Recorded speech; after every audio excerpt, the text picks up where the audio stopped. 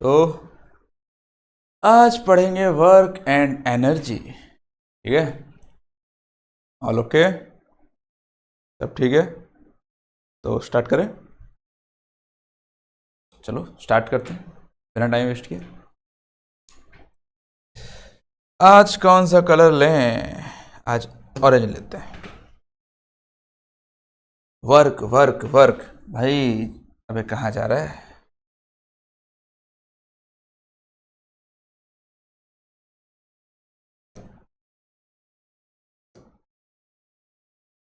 ये मक्खी, अरे भाई मक्खी भी डिस्टर्ब कर दे रही है।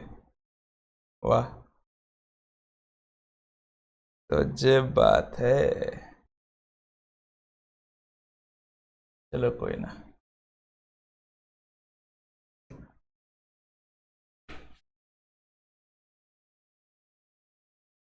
एक मक्खी भी टच कर दे रही है स्क्रीन को। चलो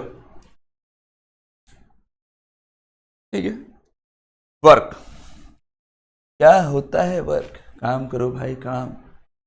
कर्म के लिए हम आए हैं, कर्म करते जाएंगे, वही है कर्म, वर्क। साइंस में इसका थोड़ा दूसरा डेफिनेशन है। बोला है कोई भी ऑब्जेक्ट के ऊपर माना जाएगा तभी उसके ऊपर वर्क हुआ जब कोई फोर्स उसमें अप्लाई होगा है, और वो फोर्स के थ्रू उसमें कुछ ना कुछ एक डिस्प्लेसमेंट होगा। ठीक है, कुछ ना कुछ वो मूवमेंट होगा, तब जाके बोला जाएगा कि वर्क डन हुआ, वर्क हुआ। ठीक है, work is done when a force causes a displacement of an object. कोई भी ऑब्जेक्ट के ऊपर अगर वर्क लगा, मतलब कि फोर्स लगा और ऑब्जेक्ट डिस्प्लेस हुआ, तो हम लोग बोलते हैं वर्क हो गया। ठीक है, साइंटिफिक कॉन्सेप्ट क्या दिया हुआ है ऑफ वर्क? दो सिंपल सा कंडीशंस दिया हुआ है सेटिस्फाई करने के लिए कि वर्क हुआ बोल के, वर्क डन हुआ बोल के। दो सिंपल सा दिया हुआ है कि फोर्स अप्लाई होना चाहिए और डायरेक्ट, मतलब कि ऑब्जेक्ट डिस्प्लेस होना चाहिए। एक और भी कंडीशन होता है कि इन the direction of the force. ठीक है, ऑपोजिट डायरेक्शन भी होता है नेगेटिव वर्क के लिए। देखेंगे, पूरा अच्छे से एक्सप्लेन किया है। नेक्स्ट, इसमें हम लोग वर्क को पूरा अच्छे से एक्सप्लेन करेंगे, मैथमेटिकल फॉर्मूला वगैरह निकालेंगे, हर चीज। ठीक है, वर्क डन बाय अ कांस्टेंट फोर्स। जब एक कांस्टेंट फोर्स किसी भी ऑब्जेक्ट पे लगता है तो वर्क डन होता है। कैसे होता है, क्यों होता है, हर चीज जानेंगे अच्छे से। ठीक है, तो चलिए डेफिनेशन ऑफ वर्क पहले भी देख चुके हैं, अभी फिर से देख लेते हैं। क्या है? Work is said to be done when a force acts on an object and the object is displaced in the direction of force. Force जिस मतलब कि जो डायरेक्शन फोर्स का है उसी डायरेक्शन में वो मूव करना चाहिए। लाइक मैं अगर ये एक ऑब्जेक्ट रखा हुआ है यहाँ पे, मान लो मैं इधर से अगर फोर्स लगा रहा हूं तो मेरा डायरेक्शन किस तरफ है? उस तरफ है, तो उसी तरफ ये डायरेक्शन में मतलब मूव करना चाहिए। ठीक है, लाइक दिस। यहाँ पे मैं अगर कोई सामान रखा हूं, मैं इस तरफ से अगर फोर्स लगा रहा हूं तो डिस्प्लेसमेंट भी इसी तरफ होना चाहिए। ठीक है, इसका अलग अलग कंडीशन भी, टाइप्स भी है। ठीक है, लाइक ऑपोजिट डायरेक्शन में हुआ तो नेगेटिव, परपेंडिकुलर हुआ तो जीरो, देख लेंगे। ठीक है, इसका सिंपल सा फॉर्मूला है work equals to force into displacement. इसको देख के कंफ्यूज मत होना। ठीक है, अभी अगर तुम लोग ट्रिग्नोमेट्री नहीं पढ़े हो तो ये बिल्कुल समझ में नहीं आने वाला तुम लोगों को। ट्रिग्नोमेट्री पढ़ोगे तो अच्छे समझ में आएगा। ठीक है, बट तुम्हारे एनसीईआरटी के according force equals to simple सा force, sorry, work equals to simple सा फोर्स इनटू डिस्प्लेसमेंट तुम लोगों का फॉर्मूला है। ठीक है, फोर्स इनटू डिस्प्लेसमेंट, इतना सा याद रखो। ठीक है, इसको याद मत रखो, इसको और थोड़ा पतला कर लेते हैं। इसको याद रखने का जरूरत नहीं है। वर्क इक्वल्स टू होता है फोर्स इनटू डिस्प्लेसमेंट। इसका भी मीनिंग है पूरा। एक्चुअली वर्क का एक्चुअल डिफिनेशन यही होता है, ताकि इसमें डायरेक्शन का भी पता चलता है। सिर्फ इसको लिखोगे तो तुम लोगों को मैग्नीट्यूड पता चलेगा, ये तुम लोगों को डायरेक्शन बताता है कि इस एंगल में फोर्स लग रहा है, फोर्स कौन सा एंगल में लग रहा है वगैरह वगैरह, डिस्प्लेसमेंट कौन सा, ये सब चीज बताता है। ठीक है, बट डोंट वरी, अभी तुम लोगों का सिलेबस में है नहीं, क्लास 9 में ये चीज है नहीं। ठीक है, सिर्फ इतना याद रखो, work equals to force into displacement. अरे बाबा तू डिस्टर्ब कर रहे रे, हट, मक्खी आ जाता है यार। Where W equals to work done, F equals to magnitude of the constant force, ठीक है, S equals to displacement of the object. ये दे दिया हुआ है तुम लोगों को, W है वर्क, F है फोर्स, S है डिस्प्लेसमेंट, और थीटा जो है वो एंगल दिया हुआ है between the force and displacement. Force और डिस्प्लेसमेंट के बीच का जो एंगल है वो दिया हुआ है, बट थीटा के बारे में तुम लोग मत जानो, अभी कंफ्यूज हो जाओगे, ठीक है, इसको भूल जाओ, कोई काम का नहीं है ये, ठीक है, आगे काम पड़ेगा जब हायर क्लासेस में जाओगे तब काम पड़ेगा। फिलहाल यूनिट ऑफ वर्क क्या होता है, एसआई यूनिट बोलने से जूल होता है, नॉर्मली उसको न्यूटन इनटू मीटर में भी कर सकते हो, क्यों, फोर्स का तुम लोगों का यूनिट होता है न्यूटन, और एस यानी डिस्टेंस का यूनिट होता है मीटर, तो न्यूटन मीटर भी बोल सकते हो, और एसआई यूनिट बोलने से जूल भी बोल सकते हो, ठीक है। फोर्स का ये देखो, ये भी एसआई यूनिट ही बोला जाएगा, ठीक है, बट ये एक्सपेंडेड फॉर्म में है, क्यों, फोर्स का ऐसा यूनिट होता है न्यूटन और डिस्टेंस का ऐसा यूनिट होता है मीटर, ठीक है, बट जब भी वर्क का ऐसा यूनिट पूछे तो जूल लिखना, ठीक है। चलो, कंडीशन फॉर वर्क, क्या कंडीशन होना चाहिए, पहले भी बताया था मैंने, ठीक है, क्या होना चाहिए, फोर्स अप्लाई होना चाहिए, डिस्प्लेसमेंट होना चाहिए, और direction should be in the, मतलब कि डिस्प्लेसमेंट का जो डायरेक्शन है वो फोर्स का जो डायरेक्शन है उसी के बराबर होना चाहिए, ठीक है। चलो नेक्स्ट देखते हैं हम लोग, टाइप्स ऑफ वर्क, 3 टाइप का वर्क जानेंगे हम लोग। सबसे पहला पॉजिटिव वर्क, जब डायरेक्शन, डिस्प्लेसमेंट का डायरेक्शन फोर्स का डायरेक्शन सेम होगा, ठीक है। नेगेटिव वर्क, जब डिस्प्लेसमेंट का डायरेक्शन और फोर्स का डायरेक्शन ऑपोजिट में होगा, एक दूसरे के ऑपोजिट में होगा, अगर फोर्स इस तरफ लगा रहा है तो डिस्प्लेसमेंट इस तरफ हो जाएगा, समझ में आया। और जीरो वर्क, जब दोनों परपेंडिकुलर हो जाएगा, फोर्स लगा रहा है इस तरफ, चल रहे बाबा क्या हो गया,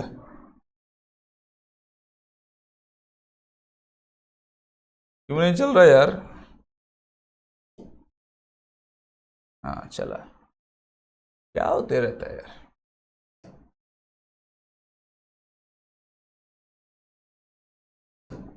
जब फोर्स लगा रहा है इस तरफ और डिस्प्लेसमेंट हो रहा है इस तरफ, ठीक है, तो एक दूसरे से परपेंडिकुलर है, या फिर डिस्प्लेसमेंट हो रहा है इस तरफ और फोर्स लगा रहा है इस तरफ, ठीक है, तो एक दूसरे से परपेंडिकुलर होंगे, 90 डिग्री में होंगे, तो वहां पर ही वर्क डन जीरो कहलाएगा, ठीक है। Example, a boy is pushed along, अच्छा पूरा का पूरा एग्जाम्पल दिया हुआ है इसका, a boy is pushed along the floor by applying a constant force of 10 newton over a displacement of 5 metre in the same direction, same direction में दिया हुआ है यहाँ पे फोर्स, ठीक है। तो वर्क डन का फॉर्मूला क्या होता है, फोर्स इंटू डिस्प्लेसमेंट, तो फोर्स दिया हुआ है तुम लोगों का, कहां है, 10 न्यूटन, फिर से क्या हो गया यार, 10 न्यूटन, अरे यार ये मक्खी, हट, ये मक्खी की वजह से प्रॉब्लम हो रहा है, मैं बोलूं यार,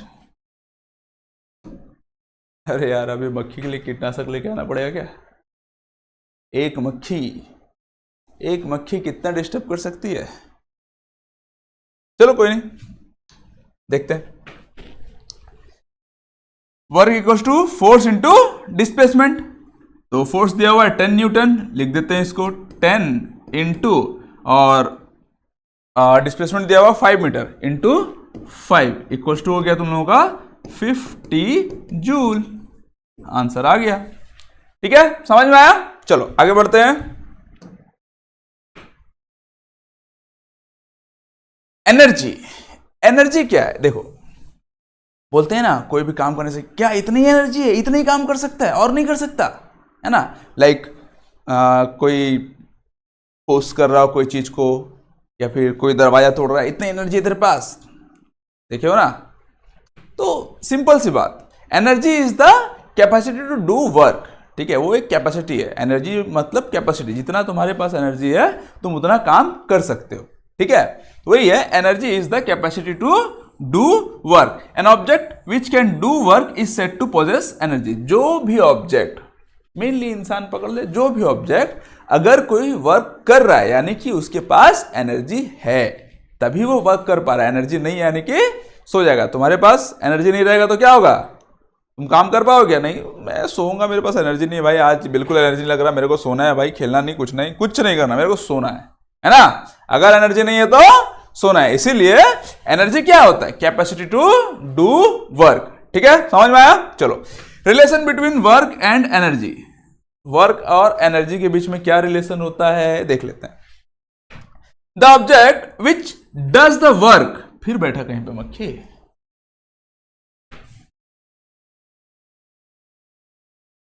अरे यार, the object which does the work loses energy and the object on which the work is done gains energy।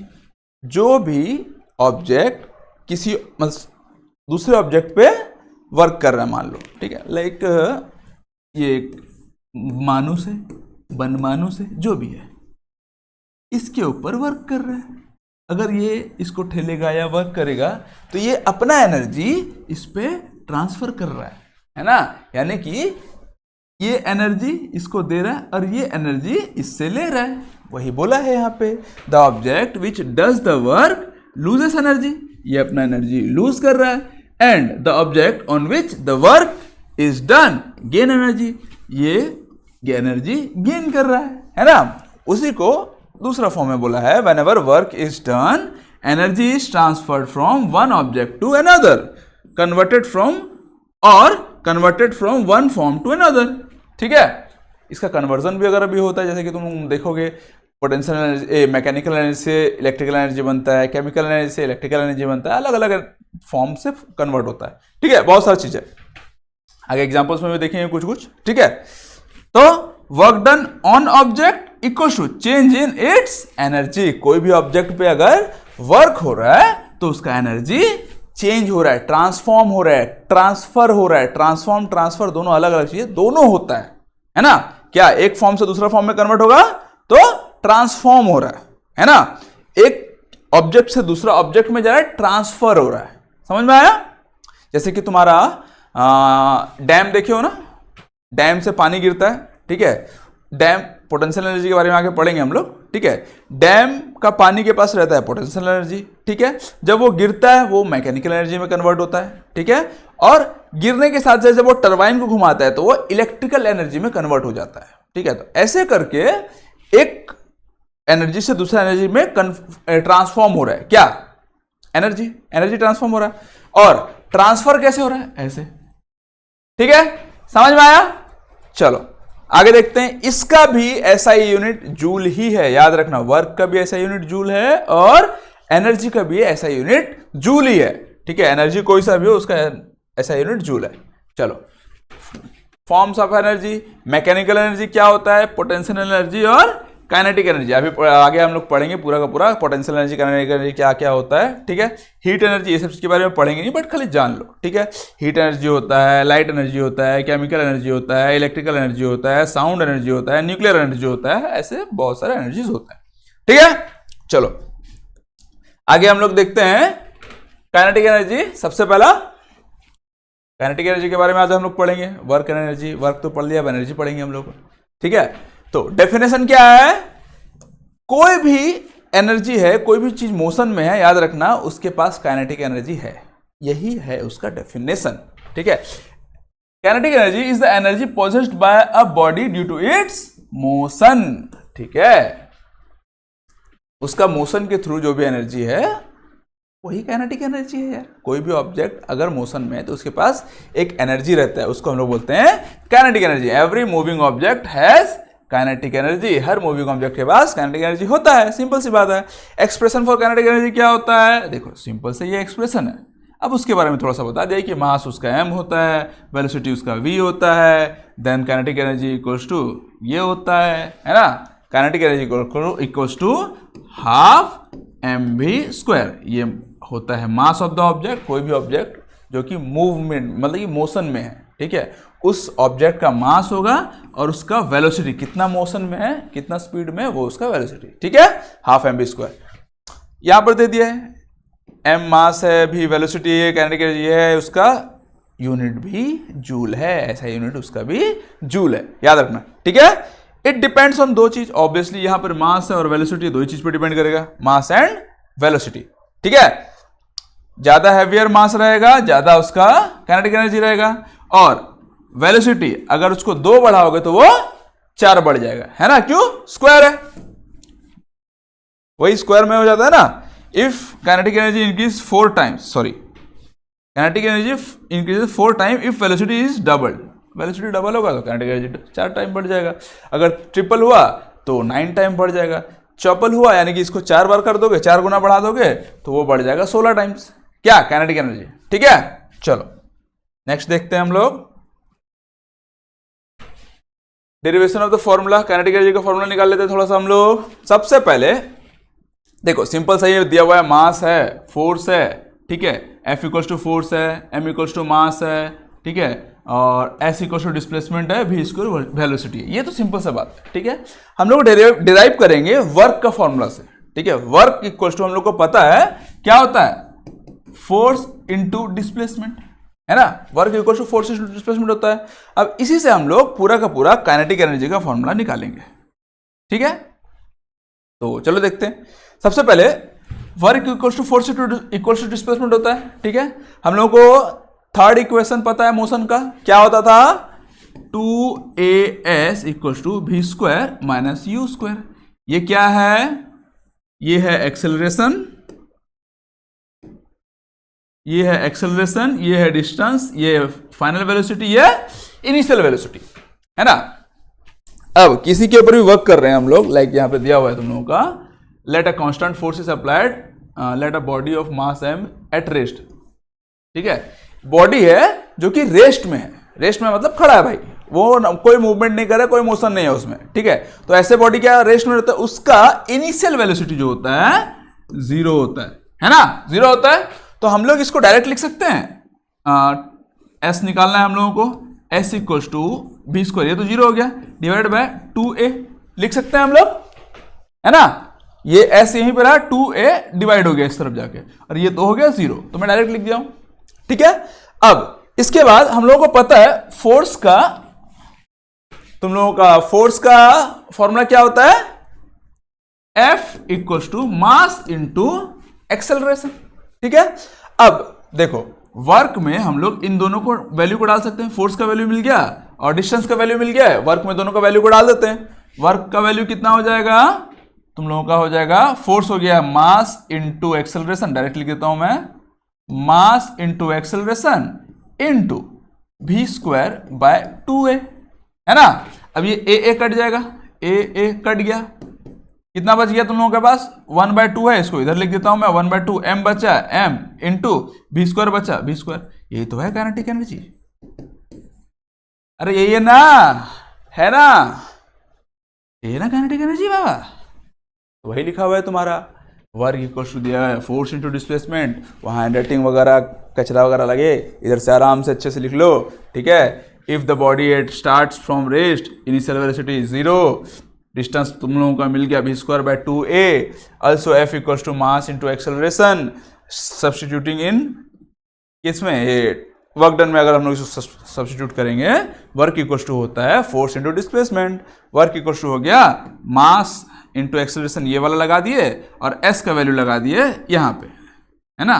दोनों को सॉल्व करने के बाद आ गया हम लोग को हाफ mv स्क्वायर, ठीक है, जिसको हम लोग बोलते हैं काइनेटिक एनर्जी। समझ में आया। अब कैरेक्टरिस्टिक्स देख लेते हैं थोड़ा सा हम लोग काइनेटिक एनर्जी का। Kinetic energy is always positive, याद रखना, काइनेटिक एनर्जी हमेशा पॉजिटिव होता है, वो एक स्केलर क्वांटिटी होता है। काइनेटिक एनर्जी में तुम लोगों को वेलोसिटी दिख रहा है, बट ये वेलोसिटी नहीं, ये स्पीड है, याद रखना, ठीक है। क्यों, वेलोसिटी ही पढ़ोगे, हर जगह तुम लोग वेलोसिटी ही बोलोगे, ठीक है, बट वो स्पीड का काम करता है। क्यों, it has only direction but sorry only magnitude, no direction, because ये एक स्केलर क्वांटिटी है, याद रखना। Kinetic energy is a scalar quantity, ठीक है, depends on both mass and speed of the object. ये दो चीज पे डिपेंड करता है, किस पे, किस पे, एक मास पे और एक स्पीड पे, ठीक है। चलो नेक्स्ट देखते हैं हम लोग। ये एक छोटा सा क्वेश्चन आ गया तुम लोगों के लिए। A porter lifts a luggage of 15 kg, mass दिया हुआ है तुम लोगों का 15 kg, ठीक है, from the ground and puts it on his head, और हेड में पुट किया, हाइट दे दिया तुम लोगों का 1.5 मीटर, हाइट बोलो या डिस्टेंस बोलो, ठीक है। उठाया, सिर पे रख दिया, ठीक है। Above the ground, calculate the work done by him on the luggage. Work done तुम लोगों को बोला है कितना होगा, वर्क डन क्या होता है, फोर्स इंटू डिस्प्लेसमेंट, ठीक है। यहां पर फोर्स जो है मास इंटू एक्सेलरेशन होता है, ठीक है। अब यहां पे जो एक्सेलरेशन है देखो, वो नीचे से उठा रहा है, ऊपर रख रहा है, तो एक्सेलरेशन ड्यू टू ग्रेविटी, मतलब ग्रेविटी के ऑपोजिट में जा रहा है ना। तो वर्क डन क्या होगा, ऑपोजिट टू द ग्रेविटी, या फिर एक्सेलरेशन यहां पे यूज होगा ग्रेविटेशनल एक्सेलरेशन। तो हम लोग डायरेक्टली यहां पे ग्रेविटेशनल एक्सेलरेशन लिख सकते हैं। यहां पर एक्सेलरेशन दिया हुआ नहीं है, ग्रेविटेशनल एक्सेलरेशन हम लोग को पता है क्या होता है, 9.8 मीटर पर सेकेंड, ठीक है। तो हम लोग इसको लिख लेते हैं, कितना हो गया, फोर्स का अगर हम लोग एक्सपेंड कर दें इसको, मास into gravitational acceleration into distance जो है वहां पे हाइट है, डिस्टेंस यहाँ पे हाइट है ना, इंटू, अच्छे से लिख देते हैं थोड़ा सा, हाँ हो गया, अच्छा से हो गया अपने आप, है ना। तो मास कितना है इसका, 15 kg, फिर कहीं मक्खी बैठा, 15, मास 15 है, ठीक है। और ग्रेविटेशनल एक्सेलरेशन यहां पर 9.8 होगा, 9.8 इंटू हाइट कितना है, 1.5, ठीक है। अब इसको सॉल्व कर लो, आंसर आ जाएगा। अब देखो यहां पे 9.8 को हम लोग 10 ले लेते हैं, ठीक है, 9.8 ही है, एनसीईआरटी में भी तुम्हारा 10 लिया हुआ है, ठीक है, ताकि ये इजीली सॉल्व हो सके, ठीक है। तो हम लोग 10 लेंगे तो बहुत इजीली सॉल्व हो जाएगा, इंटू 10 इंटू 1.5। अच्छा, इसमें कंफ्यूज मत होना, 9.8 जो है करीब करीब 10 के बराबर है। मोस्टली जब तुमको 10 लेना होगा, ठीक है, मोस्टली तुम्हारे एग्जाम में भी, हर जगह भी, ठीक है, जी का वैल्यू तुम लोगों को दिया होगा कि let assume g equals to 10 metre per second square. बिना एज्यूम का मतलब कि बिना दिए तुम 10 मत लेना, ठीक है, बता रहा हूं। बहुत सारा न्यूमेरिकल वैल्यू तुम्हारा बोर्ड एग्जाम में तो उतना इंपॉर्टेंट नहीं रहता है, बट कोई भी कॉम्पिटेटिव एग्जाम के लिए तुम तैयारी करोगे, कोई भी कॉम्पिटेटिव एग्जाम दोगे, तो वहां पे एनी हाउ तुमको 9.8 ही लेना है, ठीक है। वहां ऑप्शन नहीं तो मैच नहीं करेगा, सिंपल सी बात। या फिर ऐसा हो सकता है कि 10 के साथ ऑप्शन मैच करे, बट वैसा कभी होता नहीं है। वहां पर अगर तुमको 10 लेना है तो क्वेश्चन में दिया जाएगा कि बेटा तुम इसको 10 एज्यूम कर सकते हो, ठीक है।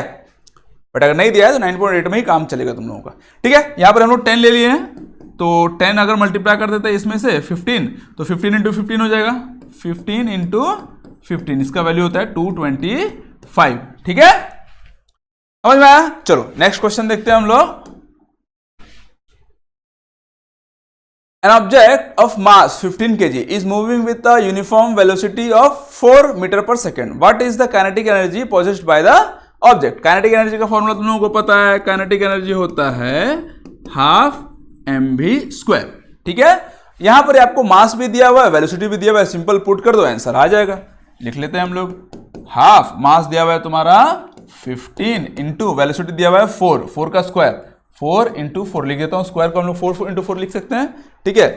काट दो इसको, ये बचा 2, 4 दूने 8, 8 हो गया ना, 15 8 कितना होता है, दाम पे जाता 56 70 8 से 20, 120 क्या है, joule, 120 joule is your answer, ठीक है, समझ में आया। चलो नेक्स्ट देखते हैं हम लोग, पोटेंशियल एनर्जी। काइनेटिक एनर्जी देख लिए, अब हम लोग देखेंगे पोटेंशियल एनर्जी, है ना। पोटेंशियल एनर्जी क्या होता है, देखो सिंपल सी बात है। पोटेंशियल एनर्जी जो होता है किसी भी ऑब्जेक्ट का शेप, कॉन्फ़िगरेशन या उसका पोजीशन की वजह से जो भी एनर्जी उसमें रहता है, ठीक है, उसको हम लोग पोटेंशियल एनर्जी बोलते हैं। बट ऐसे तुम नहीं समझ पाओगे, मैं भी ठीक से नहीं समझ पाया था स्टार्टिंग में जब मैं पहली बार पढ़ रहा था, ठीक है। इसका एग्जांपल वगैरह दूंगा, बहुत अच्छे से समझ पाओगे, ठीक है। पहले इसका डेफिनेशन देख लेते हैं हम लोग, फिर उसके एग्जाम्पल से हम लोग अच्छे से समझेंगे, ठीक है। Potential energy is the energy possessed by a body due to its position और कॉन्फ़िगरेशन, शेप, ठीक है, configuration. In simple word, a body of has potential energy when work is done on it to change its position or shape.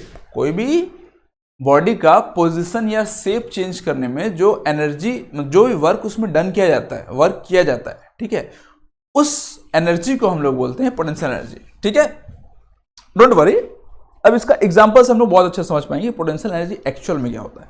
तो सबसे अच्छा example है ये वाला, A stretched बॉ और अ रबर बैंड, ठीक है, ड्यू टू सेफ चेंज। देखो अभी तीर धनुष देखियो ना, है बॉ हम लोग बोलते हैं तीर कमान, ठीक है। अब एक धनुष है, अब उसको मैं तीर लगाया, अब खींच दिया है ना। अब खींचा जब, तो अब देखो रबड़ का है या रस्सी का, जिसका भी है वो खींचाया है, ठीक है। अब उसमें एक एनर्जी स्टोर हो चुका है, ठीक है, बहुत भयानक एनर्जी उसमें स्टोर हुआ है बाबू, ठीक है। जैसे ही मैं इसको शेप को छोड़ दूंगा, वो सारा का सारा एनर्जी, पोटेंशियल एनर्जी था, स्टोर्ड है, वो रुका हुआ है ना, स्टोर्ड है, पोटेंशियल एनर्जी रुका हुआ है, कॉन्फ़िगरेशन चेंज, शेप चेंज हुआ उसका, है ना, शेप चेंज हुआ है और वो स्टोर्ड में रुका हुआ है, मूव नहीं कर रहा है बाबू वो, ठीक है। तो उसको बोलेंगे ये स्टोर्ड एनर्जी है। ये जो स्टोर्ड एनर्जी है, इसी स्टोर्ड एनर्जी को हम लोग बोलते हैं पोटेंशियल एनर्जी। अब जैसे ही इसको छोड़ोगे, वो पूरा का पूरा पोटेंशियल एनर्जी कन्वर्ट हो जाएगा काइनेटिक एनर्जी में, और वो तीर को फुल स्पीड में आगे फेंक देगा। समझ में आया कैसे होता है? पोटेंशियल एनर्जी क्या होता है? यही चीज है स्टोर्ड एनर्जी, इसीलिए इसको हम लोग बोलते हैं स्टोर्ड एनर्जी। कहां लिखा है जी? Is the energy possessed by a body due to its position, और ये था कॉन्फ़िगरेशन, ठीक है। बॉ का जो मैं देखो ड्यू टू पोजिशन और कॉन्फ़िगरेशन बोला हुआ है, ठीक है। दो रीजन से होता है, एक पोजिशन से होता है, एक कॉन्फ़िगरेशन से होता है, ठीक है। याद रखना, कोई भी बॉडी जिसके पास पोटेंशियल एनर्जी है, उसके पास एनर्जी स्टोर्ड है ना। स्टोर्ड है, जैसे ही ट्रांसफर होगा तो दिखाई देगा, ऐसे दिखाई नहीं देगा वो, ठीक है। लाइक बॉ है, खींचा हुआ है ना, इसमें कुछ दिख रहा है, कुछ पता नहीं चल रहा है, बट जैसे ही छोड़ोगे वो पूरा का पूरा आगे जाएगा फुल स्पीड में, तब उसको दिखाई देगी, हाँ भाई बहुत एनर्जी था इसमें, इसलिए इतना दूर चला गया वो, है ना। ऐसे तो पता नहीं चलता, इतने से तो रबड़ से खिंचाया है, क्या पता चलेगा, है ना। ये था ड्यू टू शेप चेंज या फिर कॉन्फ़िगरेशन। अब देखते हैं पोजीशन के थ्रू।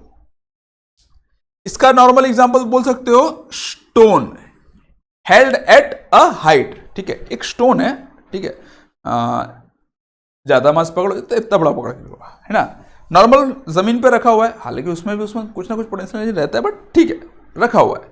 अब उसके ऊपर वर्क करेंगे हम लोग, ठीक है, रखा हुआ है उसके ऊपर, जो भी है जैसा भी, अब उसके ऊपर वर्क करेंगे। क्या करेंगे?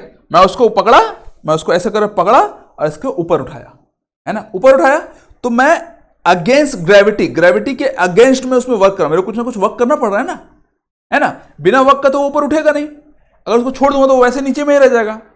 जैसे छोड़ता हूं, मतलब कि ऐसा एनर्जी, जैसे इसको छोड़ोगे, जैसे इसको रिलीज करोगे, तो वो एनर्जी ट्रांसफर हो जाएगा, है ना। तो स्टोर्ड एनर्जी इसको बोलते हैं ऐसे ही। तो मैं जैसे उठाया तो उस स्टोन पे एक वर्क लगा, मेरा वर्क लगा, क्यों? मेरे को ग्रेविटी के अगेंस्ट में उसको उठाना पड़ रहा है ना। तो वर्क लग रहा है, मैं उसमें कुछ ना कुछ वर्क कर रहा हूं, तो वो जो वर्क है उसमें स्टोर हो गया, किसमें? उस स्टोन में as a potential energy store हो गया। जैसे ही मैं उसको छोड़ूंगा, नीचे जाके ढम से लगेगा। मान लो नीचे कोई बलून है, कुछ भी है, नीचे जाके उसमें लगेगा, वो पूरा का पूरा एनर्जी लग जाएगा उसमें। यार कुछ भी है, एनर्जी पता चल रहा है ना। छोड़ूंगा तो काइनेटिक एनर्जी जाएगा नीचे में सो जाओ ना तो मस्त आराम से ढब से तुम्हारा सिर में लगेगा, एनर्जी के नाम पे इतना बड़ा फुग्गा फूल जाएगा। समझ में आया पोटेंशियल एनर्जी क्या होता है? उसी का नॉर्मल और एग्जांपल देख लो कि water stored in a dam. Water dam जब देखे हो, डैम गए हो कि नहीं गए हो तुम, लेकिन देख लेना, डैम जो है ना, पानी जो है ना पूरा हाइट में, मतलब कि नीचे से ही जमा होता है, पूरा हाइट तक जमा हो जाता है, ठीक है। तो वो भी एक टाइप से स्टोर्ड है। जैसे ही उसको खोलोगे, डैम से पानी फुल स्पीड में नीचे जाता है ना। तो वो पोटेंशियल एनर्जी जो है, जब डैम का पानी खुलता है तो वो पानी में स्टोर्ड है पोटेंशियल एनर्जी, ठीक है, पानी में स्टोर्ड है। वो पानी फुल स्पीड में नीचे गिरेगा, यानी कि वो काइनेटिक एनर्जी में कन्वर्ट हो गया। जैसे ही खुला dam, potential energy of water converted to the kinetic energy of the water, ठीक है, काइनेटिक एनर्जी में कन्वर्ट हो गया।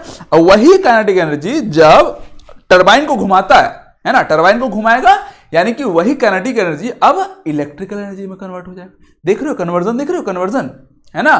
फॉर्म्स, पोटेंशियल एनर्जी से कन्वर्ट हुआ काइनेटिक एनर्जी में, काइनेटिक एनर्जी से कन्वर्ट हुआ तुम्हारा इलेक्ट्रिकल एनर्जी में। इसको बोलते हैं कन्वर्जन, यानी कि चेंज ऑफ फॉर्म, ठीक है, एनर्जी का फॉर्म्स चेंज हो रहा है, ठीक है। But neither be created nor be destroyed, आगे हम लोग पढ़ेंगे, ठीक है। समझ में आया? पोटेंशियल एनर्जी का एग्जांपल से तुम लोगों को समझ में आया कि पोटेंशियल एनर्जी एक्चुअल में होता क्या है, ठीक है। मैं जब पढ़ रहा था मेरे को समझ में नहीं आता था पोटेंशियल एनर्जी होता क्या है ना। चलो ठीक है, आगे देखते हैं हम लोग। अब इससे तुम लोगों को काइनेटिक एनर्जी भी अच्छे से समझ में आ गया होगा, पोटेंशियल एनर्जी भी अच्छे से समझ में आ गया होगा। Potential energy is stored, is a stored energy, जैसे कि मैं बोल रहा हूं, जैसे कि अभी तक मैं बताते आ रहा हूं ना, स्टोर्ड एनर्जी है, ठीक है। It can be converted into kinetic energy और अदर फॉर्म्स, ठीक है। काइनेटिक एनर्जी में कन्वर्ट हो सकता है और दूसरा फॉर्म में भी कन्वर्ट हो सकता है। It is a scalar quantity, ये स्केलर क्वांटिटी है। इट डिपेंड्स ऑन पोजिशन और कॉन्फ़िगरेशन, नॉट ऑन मोशन, ठीक है। ये एक स्केलर क्वांटिटी है, ठीक है, डायरेक्शन पे डिपेंड नहीं करता, ठीक है। ये जो है तुम लोगों का दो चीज पे डिपेंड करता है, एक पोजीशन, ठीक है, कैसा पोजीशन में, ग्राउंड से ऊपर में, यानी कि ग्रेविटेशनल पोटेंशियल एनर्जी जिसको बोला जाएगा, वो भी पढ़ेंगे अभी हम लोग, ठीक है। तो वो पोजीशन पे डिपेंड करता है और उसका शेप बोल सकते हो, या कॉन्फ़िगरेशन पे डिपेंड करता है, मोशन पे डिपेंड नहीं करता बाबू। अगर वो मोशन में आ गया तो वो काइनेटिक एनर्जी हो जाएगा, ठीक है, समझ में आया। चलो आगे बढ़ते हैं हम लोग। Potential energy of an object at A height, इसी को हम लोग बोलते हैं ग्रेविटेशनल पोटेंशियल एनर्जी। जैसे कि मैंने बताया, एक स्टोन, जैसे सिंपल साइज का बहुत कॉमन एग्जांपल, स्टोन को हम लोग उठा के यहां पर रख लिए है ना, ठीक है। तो ये ग्रेविटी के अगेंस्ट में, हम लोग ग्रेविटी के अगेंस्ट में एक स्टोन को ऊपर उठा के रखे, ठीक है, उसी को हम लोग बोलते हैं ग्रेविटेशनल पोटेंशियल एनर्जी, ठीक है। चलो इसको अच्छे से एक बार देख लेते हैं। The energy possessed by a body due to its position above the ground is called gravitational potential energy. यहां पर शेप का बात नहीं कर रहे बाबू हम लोग, ठीक है। इससे पहले हम लोग क्या बोले थे, पोटेंशियल एनर्जी क्या होता है, जो कि डिपेंड करता है उसका पोजीशन पे और उसका कॉन्फ़िगरेशन पे, ठीक है। तो यहां कॉन्फ़िगरेशन का बात नहीं हो रहा, सिर्फ और सिर्फ पोजीशन का बात हो रहा है। ग्रेविटेशनल पोटेंशियल एनर्जी में सिर्फ और सिर्फ पोजीशन का बात हो रहा है, वो भी कब, जब वो ग्रेविटी के अगेंस्ट में एक हाइट में होगा, ठीक है, एक हाइट में होगा, समझ में आया। उसी को हम लोग बोलते हैं ग्रेविटेशनल पोटेंशियल एनर्जी। जब हम लोग एक स्टोन को उठा के रखे हैं यहां पे एक हाइट पे अगेंस्ट ग्रेविटी, तो इस स्टोन में ग्रेविटेशनल पोटेंशियल एनर्जी स्टोर्ड है, ठीक है। कौन सा potential energy, gravitational potential energy stored है इस स्टोन में, ठीक है, समझ में आया। चलो आगे देखते हैं हम लोग। If energy possessed by a body due to its position above the ground, position above the ground is called gravitational potential energy, ठीक है। If a boy of mass m is raised to a height h against a gravity, एक boy है, एक लड़का है जिसका मास है m, वो एक हाइट में चढ़ गया, ठीक है, कैसे भी चढ़ गया, सीढ़ी लगा के चढ़ गया, जैसे भी चढ़ गया, ठीक है। Then work is done against the force of gravity, work जो है ग्रेविटी के ऊपर में हो ना, है ना। तुम देखो नॉर्मल चलोगे जमीन में, तुमको उतना फोर्स नहीं लगेगा, ठीक है। एक मिनट, ये मक्खी बहुत परेशान कर रहा था, मर गया साला मक्खी, ठीक है। देखो तुम नॉर्मल जमीन में चल रहे हो, ठीक है, तो तुमको उतना तकलीफ नहीं होगा, तकलीफ होगा नॉर्मली बट उतना खास तकलीफ नहीं होगा, ठीक है। बट तुम पहाड़ में चढ़ोगे, तुम ग्रेविटी के अगेंस्ट में जा रहे हो, है ना, तुमको ज्यादा तकलीफ होगा, तुमको ज्यादा वर्क डन करना पड़ेगा। तो वही बोला है यहाँ पे, एक लड़का है, ठीक है, कहाँ गया रे, हाँ, a boy of mass m, जिसका मास m है, ठीक है, is raised to a height of h against gravity. वो एक पहाड़ में मान लो चढ़ गया, पहाड़ में चढ़ गया या फिर छत पे चढ़ गया, सीढ़ी से चढ़ गया, जैसे भी चढ़ गया, एक हाइट पे चढ़ा है वो, है ना। Then work is done against the force of gravity and is stored as a potential energy. तो उसमें एक, उस लड़के में एक पोटेंशियल एनर्जी स्टोर होगा अगेंस्ट द ग्रेविटी के, ग्रेविटी के अगेंस्ट उसमें वर्क होगा, वर्क हो रहा है, ठीक है, और वो वर्क जो है स्टोर हो जाएगा तुम लोग का एज पोटेंशियल एनर्जी, ठीक है। पोटेंशियल एनर्जी का सिंपल सा फॉर्मूला है mgh, mgh चाट मसाले सुनो, mdh चाट मसाले होता है, ठीक है, mgh नहीं होता, mdh चाट मसाले पहले बहुत ऐड आता था, अभी शायद उनका डेथ भी हो गया, वो बहुत बूढ़े 102 साल के, कितना साल के थे, ठीक है। एक और मक्खी आ गया, छोड़ो छोड़ो, तो उनका नाम तो नहीं पता मेरे को, बट mdh चाट मसाले बहुत पॉपुलर था, ठीक है। अभी तो मैं देखता नहीं यार, मैं तो कुछ बैचलर पर्सन, क्या देखेगा वो सब, होटल से लाओ खाओ खत्म, और क्या पता ही नहीं क्या होता है मसाला, क्या होता है ये, छोड़ो वो सब चीज़ हम लोग दिमाग नहीं लगाते। एक mdh बोल के चाट मसाला है, अगर पॉपुलर अभी तो तुम उससे से याद कर लो mgh, mdh की जगह mgh, ठीक है। Mass into gravitational energy, sorry gravitational acceleration into height. ठीक है, ये हो गया तुम लोगों का पोटेंशियल एनर्जी का फॉर्मूला। ठीक है, जिसमें यहां पर बता दिया है m for mass, g for gravitational acceleration, h for height. ठीक है, अब फैक्टर्स क्या क्या इफेक्ट करते हैं, वही सब चीज फैक्टर है बाबू। ठीक है, मास है, हाइट है, acceleration due to gravity, but acceleration due to gravity जो है वो तो फिक्स्ड रहेगा, वो तो चेंज होगा नहीं, है ना। अगर potential energy gravitational energy, sorry gravitation के अगेंस्ट वाला है, ग्रेविटेशनल पोटेंशियल एनर्जी है, तो एक्सेलरेशन ड्यू टू ग्रेविटी कभी भी चेंज नहीं होगा, क्योंकि वो फिक्स्ड रहता है। ठीक है, मेनली डिपेंड करेगा मास और हाइट पे। ठीक है, greater the mass more potential energy, greater the height more potential energy, greater acceleration तो फिक्स्ड रहेगा यार, छोड़ो उस पर ज्यादा दिमाग नहीं लगाओ। ठीक है, समझ में आ गया, आगे बढ़ते हैं हम लोग। अब पोटेंशियल एनर्जी का हम लोग डेरिवेशन देख लेते हैं। When a boy is lifted vertically upward, ठीक है, वर्टिकली अपवर्ड, वर्टिकल है अपवर्ड, ठीक है, when a boy is lifted vertically upward, force applied F equals to mg। अगर उस कोई भी बॉय है, लड़का है, आदमी है, जो भी है, वर्टिकली अपवर्ड जाएगा, उसमें फोर्स कौन सा अप्लाई होगा, मास इंटू ग्रेविटेशनल एक्सेलरेशन। ठीक है, फोर्स का फॉर्मूला होता है मास इंटू एक्सेलरेशन। अब ये जो एक्सेलरेशन है ग्रेविटी के अगेंस्ट में जा रहा है, इसलिए मास इंटू ग्रेविटेशनल एक्सेलरेशन हो जाएगा। ठीक है, वर्क डन क्या हो जाएगा, फोर्स इंटू डिस्प्लेसमेंट होता है, डिस्प्लेसमेंट क्या ऐसे हाइट हो रहा है, तो फोर्स इंटू हाइट हो जाएगा। ठीक है, तो वर्क डन हो जाएगा तुम्हारा फोर्स इंटू डिस्प्लेसमेंट के जगह में हो जाएगा हाइट। ठीक है, डिस्प्लेसमेंट क्या, यहां से यहां का डिस्प्लेस हुआ, यहां से यहां गया, ये भी डिस्प्लेसमेंट हुआ, बट एज ए हाइट।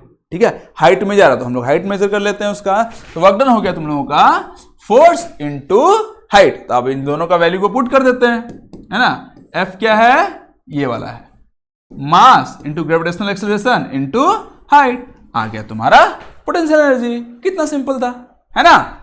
चलो, इसका भी ऐसा यूनिट जूल ही होता है। ठीक है, समझ में आया। एग्जाम्पल्स ऑफ एनर्जी कन्वर्जन, ये तुमको एग्जाम्पल में पहले भी दे चुका हूं। Water falling from a dam, potential energy to kinetic energy to electrical energy. कैसे कन्वर्ट होता है मैंने बताया था, स्टोर्ड है, पानी जो डैम के ऊपर में पूरा स्टोर्ड है, डैम के ऊपर रहता है ना, पूरा नीचे से लेकर पूरा ऊपर तक रहता है, ऊपर तक है ना, पूरा स्टोर्ड है। अब ऊपर का पानी नीचे जाएगा, है ना, ऊपर तक है तो पोटेंशियल एनर्जी है उसमें। जैसे ही डैम खोलोगे तो नीचे पूरा ढाई से गिरेगा पानी, पानी गिरा ना, पानी गिरा तो वो काइनेटिक एनर्जी है। याद रखना, काइनेटिक एनर्जी कब होता है, जब भी कोई भी बॉडी मोशन में होता है तो उसके पास काइनेटिक एनर्जी होता है। अब कोई भी बॉडी जब रेस्ट में होता है, रेस्ट में मतलब कि उसमें स्टोर्ड रहता है, ठीक है, हाइट में रहेगा, कुछ ना कुछ उसमें पोटेंशियल एनर्जी स्टोर्ड रहता है, तो उसमें पोटेंशियल एनर्जी होता है। ठीक है, जब नीचे गिरेगा तो काइनेटिक एनर्जी में कन्वर्ट हो गया। अब वही जब नीचे गिरते हुए जब टरबाइन में गिरेगा, टरबाइन एक मशीन टाइप होता है, ठीक है, तो उसमें गिरेगा, टरबाइन को घुमाएगा और वो टरबाइन कन्वर्ट कर देगा क्या मैकेनिकल एनर्जी या फिर क्या यार काइनेटिक एनर्जी को इलेक्ट्रिकल एनर्जी में। ठीक है, समझ में आया। ठीक है, और क्या था, स्ट्रेच्ड बाव रिलीज्ड एरो, स्ट्रेच्ड बाव। ठीक है, जब एक तीर धनुष को तुम तीर को स्ट्रिंग में, धनुष का स्ट्रिंग में ऐसे करके खींचोगे, ठीक है, अब क्या ये स्ट्रिंग जो है इसमें स्टोर हो गया बाबू पोटेंशियल एनर्जी, है ना, स्टोर हो गया ना। अब जैसे छोड़ोगे तो वो पोटेंशियल एनर्जी तीर में जाके काइनेटिक एनर्जी में कन्वर्ट हो जाएगा, है ना, तो फुल स्पीड में जाएगा। समझ में आया काइनेटिक एनर्जी। चलो हो गया, आगे देखते हैं हम लोग। अभी छोटे मोटे कुछ क्वेश्चंस हैं, न्यूमेरिकल्स। देखो बहुत बढ़िया क्वेश्चन है। What is the work to be done to increase the velocity of the car from 30 kilometre per hour to 60 kilometre per hour. ठीक है, एक कार है जो पहले 30 किलोमीटर पर आवर का स्पीड से चल रहा था, ठीक है, अब वो 60 किलोमीटर पर आवर का स्पीड से चलने लगा। कार का मास दिया हुआ है 150 किलो, 150 नहीं, सॉरी 150 है ना, 150 नहीं बोल सकते यार, 1500 किलो बोल सकते हो, हाँ 1500 किलो, 1500 केजी दिया हुआ है। ठीक है, अब इसमें कितना वर्क लगेगा वही पूछा है ना, वर्क डन पूछा है ना, हाँ वर्क डन पूछा है। ठीक है, चलो फिर देखते हैं हम लोग। सबसे पहले देखो किलोमीटर पर आवर है, किलोमीटर पर आवर है, इसको कन्वर्ट करना पड़ेगा तुम लोगों को मीटर पर सेकंड में। ठीक है, तो कन्वर्ट कर देते हैं हम लोग। यहां पर ऊपर में करते हैं, ऊपर जगह खाली है इत्तेफाक से। ये है तुम्हारा, ये बाबा क्या हो गया तुमको?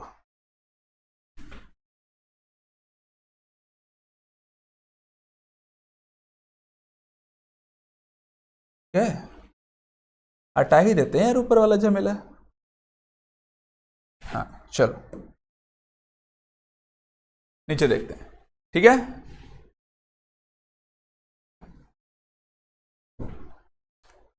चलो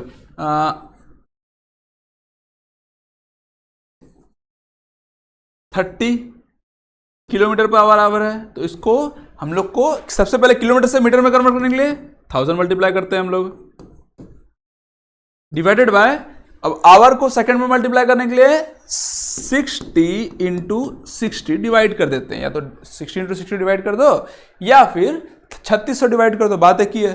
ठीक है, ये कटा, ये कटा, ये कटा, ये कटा, कितना बच गया?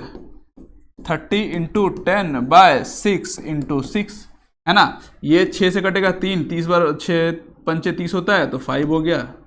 6 पंचे 30 होता है ना, हाँ कट गया पूरा का पूरा, 6 पंचे 30 कट गया। अब ये 6 कट जाएगा, ये 3 बार में जाएगा, ये 5 बार में जाएगा, है ना।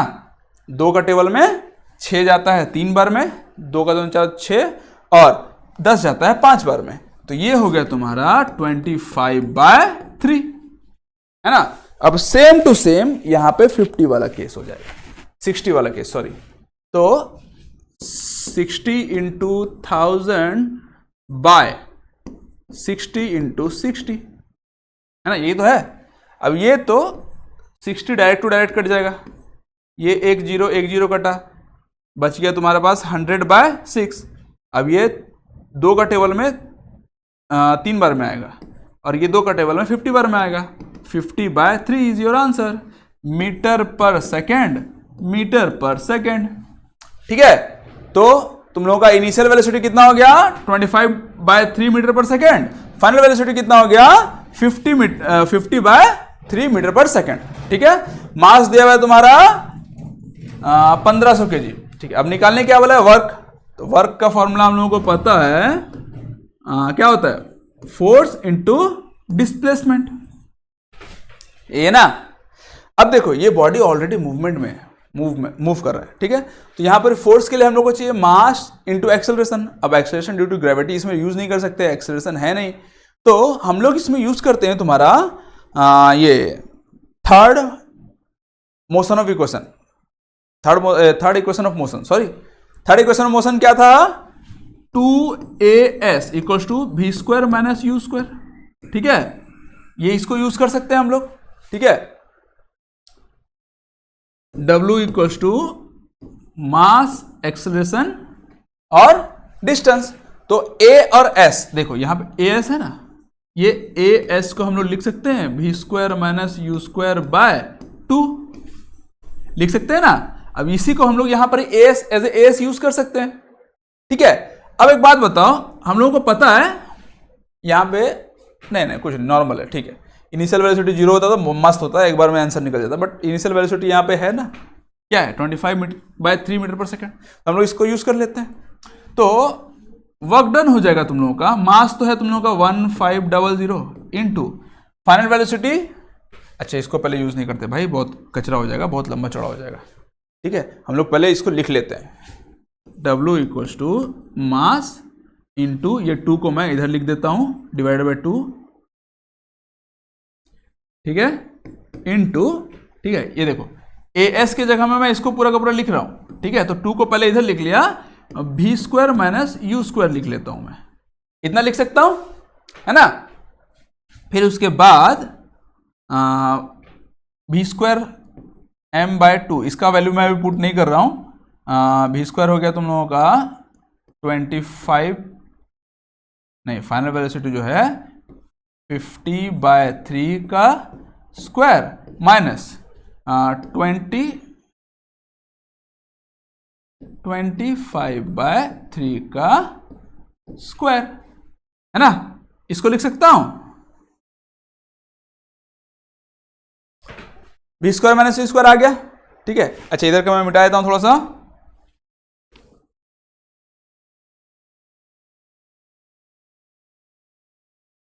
कपड़ा से भी मिटता है। चलो अब इसको सॉल्व करते हैं हम लोग। तो ये हो गया work done equals to m/2। अब इसमें से देखो क्या क्या कॉमन जाएगा, 50/3 है, 25/3 है ना। तो इसको 50 कॉमन लिख सकते हैं ना, 2 इंटू 25, 50 को लिख सकते हैं। तो 2 को छोड़ के 25/3 ये हो जाएगा तुम लोगों का 2 इंटू 25/3 का होल स्क्वायर माइनस 25/3 का होल स्क्वायर, है ना। अब इन दोनों में से मैं 25/3 को कॉमन ले सकता हूं, तो मैं ले लेता हूं। 25/3 का होल स्क्वायर कॉमन चला गया, इनटू आ जाएगा तुम लोगों का यहां पर 2 का स्क्वायर बच जाएगा, 2 का स्क्वायर माइनस 1 का स्क्वायर बच जाएगा। तो 2 का स्क्वायर होता है 4, मैं लिख देता हूं थोड़ा सा, 2 का स्क्वायर माइनस 1 का स्क्वायर, यही तो बच गया ना, बाकी सब तो इधर कॉमन आ गया, ठीक है। अब देखो मास कितना है हम लोगों का, सबका वैल्यू डाल दे रहा हूं मैं, ठीक है। मास कितना है हम लोगों का 1500, तो मास हो गया 1500 डिवाइडेड बाय 2 इंटू 25/3 का स्क्वायर है, तो मैं 25/3 इंटू 25/3 लिख सकता हूं ना, ठीक है। इंटू अब ये 2 का स्क्वायर हो गया 4 माइनस 1 3, है ना, इसको मैं 3 लिख देता हूं, ठीक है। अब देखो क्या क्या कटेगा, ये बेचारा कट गया, है ना। अब ये 3 जो है ये 15 को काट देगा, 15 इंटू 100 1500 होता है ना, 15 को काट देगा तो कितना बार में कटेगा, 5 बार में, तो ये हो जाएगा तुम लोगों का 5, ठीक है। अब ये 15 इंटू 100, मान लो 15 इंटू 100 कर दिया मैं इसको, अब ये 100 जो है वो 2 से कट जाएगा, 100 जो है 2 से कटेगा तो 50 हो जाएगा, इंटू 50 इंटू 25 इंटू 25, ये होगा तुम लोगों का आंसर, ठीक है। अब इसको मल्टीप्लाई कर दो, आंसर आ जाएगा। समझ में आया? नहीं तो एक और स्टेप मैं एक्स्ट्रा कर देता हूं यहां पे, अगर कैलकुलेशन समझ में नहीं आया तो, ठीक है। देखो ये 3 कट गया, ठीक है। अब ये 15 को मैं थोड़ा सा एक्सपेंड कर देता हूं, 1500 जो है इसको मैं लिख सकता हूं 15 इंटू 100, वही 1500 होता है। अब इस 100 को मैं लिख सकता हूं 2 इंटू 50, 2 इंटू 50 लिख सकता हूं ना 100 को मैं, वही तो 50 दूनी 100 होता है, ठीक है। इंटू 25 इंटू 25 डिवाइडेड बाय नीचे आ गया तुम लोगों का 2 इंटू 3 इंटू 3 इंटू 3, लिख सकता हूं ना ऐसा। ये 3 था, ये 3 था, ये 3 था, ये 2 था, है ना। ये 1500 को मैं 3 भाग में बांट दिया, 1500 को पहले मैं क्या किया 15 इंटू 100 1500, है ना। अब उस 100 को मैं 2 भाग में बांट दिया, 2 इंटू 50, ठीक है। अब देखो मैं बहुत इजीली सबको काट सकता हूं, ये 3 कटा इससे, ये 2 कटा इससे, ये 3 कट जाएगा 15 से, यानी कि 15 हो जाएगा 5, है ना। क्या क्या बच गया, 50 बचा, 25 बचा, 25 बचा और 5 बचा, वहीं पे लिख दिया हूं मैं, 5 बचा, 50 बचा, 25 बचा, 25 बचा। अब इसको हम लोग मल्टीप्लाई कर देते हैं। अच्छा चलो 10 को मैं साइड में रख देता हूं, ठीक है। मल्टीप्लाई करना है ना, 5 इंटू 5 मल्टीप्लाई कर देता हूं, आ जाएगा 25 इंटू 25 इंटू 25 इंटू 10 को मैं साइड में रख देता हूं, है ना। ये 50, 5 इंटू 10 50 होता है ना। अब 25 इंटू 25 होता है 625, 625 इंटू 25 होता है तुम लोगों का, कर देते हैं चलो, तो 625 इंटू 25 का टेबल को 5 बार पढ़ेंगे हम लोग, आ गए 125, 125 का 5 हाथ में रहा 12, 25 को 2 बार पढ़ेंगे 50, और ये 62 का 2 हाथ में रहा 6, 25 का पारा को 6 बार पढ़ेंगे तो 150, 150 और 6 156, एक तो जीरो मल्टीप्लाई करना पड़ेगा उसमें, सॉरी जीरो ऐड करना पड़ेगा उसमें, आ गया। तो तुम लोगों का आंसर आ गया 15625, ये है तुम लोगों का आंसर, ठीक है। ये 5 है, ठीक है। अच्छा 0 भी एक होगा रे, सॉरी लिखा जा बाबा, ठीक है। 15,650 नहीं कहा, चकड़ा 1000 लाख 1,56,250, ये तुम लोग का आंसर आएगा। ठीक है, समझ में आया? चलो आगे बढ़ते हैं हम लोग। Find the energy possessed bye N object of mass 10 kg। Mass दिया हुआ है तुम लोगों का 10 kg, है ना। When it is at a height of 6 metre, height दिया हुआ है तुम लोगों का 6 metre, above the ground given दिया हुआ है तुम लोगों को, जी का वैल्यू दिया हुआ है 9.8। देखो ये पोटेंशियल एनर्जी में आएगा, है ना। मास दिया है 10 kg, हाइट दिया हुआ है 6 मीटर, ग्रेविटेशनल एक्सेलरेशन दिया हुआ है 9.8 मीटर पर सेकेंड स्क्वायर। ठीक है, तो इसका एनर्जी निकालने के लिए बोला है, पोटेंशियल एनर्जी निकाल लो या फिर एनर्जी सिर्फ लिख दो। क्या आएगा तुम लोगों का 10 इंटू 6 इंटू 9.8। क्यों? एनर्जी का फॉर्मूला क्या होता है पोटेंशियल एनर्जी का? mgh, है ना, पोटेंशियल एनर्जी का यही तो फॉर्मूला होता है ना। तो डायरेक्ट लगा दिया mgh में, mgh आ गया, है ना। तो डायरेक्ट इसको सॉल्व करेंगे हम लोग, तो 98, 10 मल्टीप्लाई हो जाएगा 98 से, तो 9.8 से तो 98 हो जाएगा इंटू 6, तो इसका वैल्यू हो जाएगा 48 का 8, हाथ में रहा 4, 9 चौक 36, में 54, 54 और 4 57, 58, ये हो जाएगा जूल में। ठीक है, ये आ गया तुम लोगों का आंसर। ठीक है, समझ में आया? चलो नेक्स्ट देखते हैं हम लोग क्या है। चलो आ गया तुम लोगों का law of conservation of energy. अभी हम लोग पढ़ेंगे law of conservation of energy. ठीक है, law of conservation of mass भी पढ़ चुके थे हम लोग पहले। अब ये है एनर्जी। सिंपल सी बात है, कंजर्वेशन का मतलब क्या होता है? Law of conservation of energy में क्या होता है? एवरी एनर्जी, जो भी एनर्जी है, neither be created nor be destroyed. ठीक है, it just transform from one form to another. Simple सी बात है। ठीक है, अब उसको डेफिनेशन देख लेते हैं। स्टेटमेंट क्या हुआ है? Energy can neither be created nor be destroyed, it can only be transformed from one form to another, but the total energy of an isolated system remains constant. अच्छा, आइसोलेटेड सिस्टम क्या है? जिससे energy बाहर नहीं निकलता। जैसे कि एक हीट एनर्जी का सिंपल सा तुम लोग को एग्जांपल देता हूं। थर्मस होता है ना एक ठो, जो जिस मतलब कि आइसोलेटेड थर्मस, जिसमें देखते होगे चाय वाय रखते हैं, जो कि गर्म रहता है तो गर्म ही रहता है, ठंडा नहीं होता, है ना। वहां होता है हीट एनर्जी। अब ये एक थर्मस है ना, इसमें आइसोलेशन किया हुआ रहता है।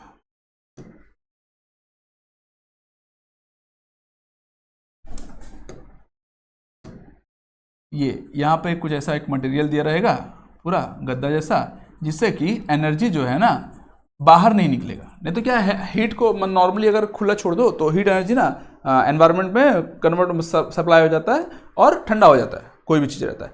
तो ऐसे थर्मस रहता है, यहाँ पे बंद रहेगा वो, इसमें पानी वानी गर्म, जो गर्म रहेगा तो गर्म रहेगा, ठंडा रहेगा तो ठंडा रहेगा, वो चेंज नहीं होता। ठीक है, तो ऐसा आइसोलेटेड सिस्टम का जो टोटल एनर्जी रहता है वो कांस्टेंट रहता है। ठीक है, नॉर्मली भी हर एनर्जी है, ये आइसोलेटेड लिखा हुआ है। ठीक है, नॉर्मली भी याद रखना, कोई भी सिस्टम हो या जो भी हो, एनर्जी कभी भी मतलब कि क्या बोलते हैं, डिस्ट्रॉय नहीं होता, वो जस्ट ट्रांसफॉर्म हो जाएगा। जैसे कि मैं अभी डैम का एग्जांपल हम लोग लिए थे। डैम में क्या हो रहा था? पोटेंशियल एनर्जी रखा हुआ था पूरा का पूरा पानी में, है ना, पोटेंशियल एनर्जी था। जब उसको हाइट से छोड़े, ठीक है, तो काइनेटिक एनर्जी में कन्वर्ट हुआ। जितना पोटेंशियल एनर्जी था उतना ही काइनेटिक एनर्जी में कन्वर्ट हुआ है, याद रखना। ठीक है, उससे ज़्यादा नहीं कि उससे कम नहीं, उतना ही एनर्जी इलेक्ट्रिसिटी में कन्वर्ट होता है। बट इसमें एक छोटा सा क्या बोलते हैं, इसमें पॉइंट है कि नॉर्मली तो हम लोगों को पता है जितना पोटेंशियल एनर्जी उतना ही काइनेटिक एनर्जी होना चाहिए, बट थोड़ा मोड़ा कम हो जाता है just because of energy loss. ठीक है, अब वो उसमें लॉस होता है कि नहीं बोल सकता मैं, बट हीट के फॉर्म में मान लो मैं हीट एनर्जी, चूल्हा जलाते हो ना, गैस चूल्हा जलाते हो, है ना, या फिर और भी कुछ भी, जो भी, जैसे कि इलेक्ट्रिसिटी सप्लाई होता है ना, तो कुछ ना कुछ दूसरा फॉर्म में वो लॉस हो जाता है एनर्जी।